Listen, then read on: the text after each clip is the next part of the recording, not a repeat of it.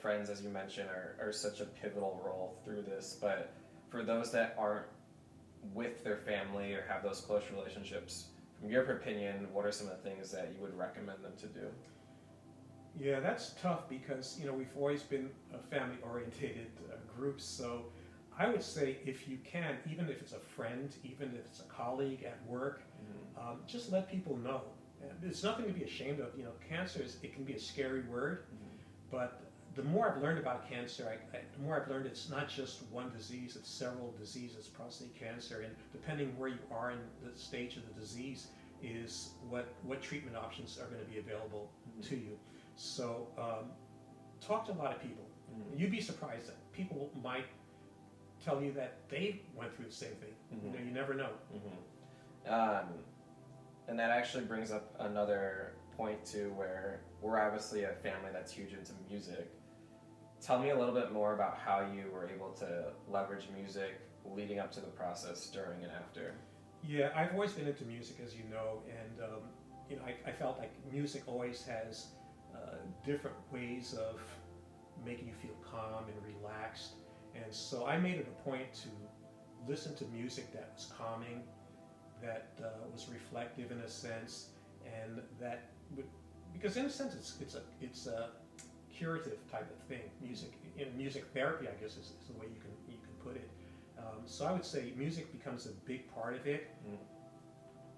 Yeah. For you, are there any specific genres that you liked, or even artists that really got you through this as well? Yeah, initially I started listening to just light music. And there's all these vibrational soundscapes that are on, and you can find them on YouTube and Spotify and things like that. But music like that's just calming, and I would listen to it going to bed at night as well. Just to kind of get that calming sense. Classical music is good also. Just quiet piano music, things along those lines. Yeah, and then shifting gears a little bit. So you've always been into health and fitness and nutrition. Talk a little bit more about your journey and how important it was to stay healthy leading up to the surgery. Yeah, one of the reasons I really focused on taking care of myself is because I was diagnosed with diabetes about 15 years ago. And right now I'm only on metformin, which is just a pill I take. I'm not on like anything else. But in that, I always thought, even before I got on metformin, when I was diagnosed, I told my doctor that I'd like to try to manage it with diet and exercise. And so I really just started this routine of finding out what can I eat that's healthy for me, what can I do physically in terms of exercising, and that became like a part of my lifestyle. So. Yeah, and then I'd say, is it something that you would recommend to other people, and even now going into your journey after, like what have been some of the benefits of health and wellness too?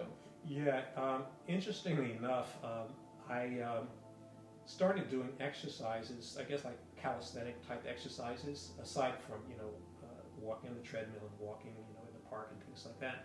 But I started doing calisthenic exercises, and interestingly enough, one of the exercises I started doing last year without even knowing, before I was even diagnosed, was one of the exercises. It's called pelvic floor exercise, and that helped me along my journey because one of the things, once you're diagnosed with prostate cancer, they tell you start doing pelvic exercises. The Northwestern had suggested I start doing physical therapy probably about a month before my surgery, and unbeknownst to me, I was starting to do that already. So diet and exercise are really important, and there's a lot of good foods that you can look at and start using. Like, for example, pomegranates are really good. Fiber-rich foods, that help feed the gut. Those are really good foods for you. There's a lot of foods out there. You can research all this online. People can research this online, but just look to, I guess, reduce the amount of processed foods in your life and increase more like natural foods that are more holistic and more healing. And you'll feel it because once you start eating like that, your body feels so much better. So that, I think, helped me throughout the whole process as well. That's helpful. And then obviously we're a spiritual family too. So, and again, everyone out there isn't, but how did spirituality play a role into this journey as well? Yeah, I believe that prayer is powerful. And, once I told my family and friends that I was diagnosed with prostate cancer, everyone said they were praying for me. And you feel it. You really do feel it.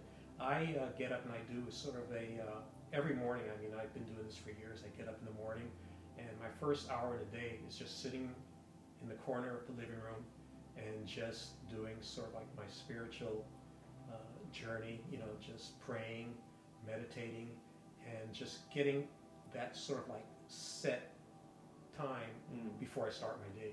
And that really helps, because that sort of like becomes sort of like the groundwork for starting your day.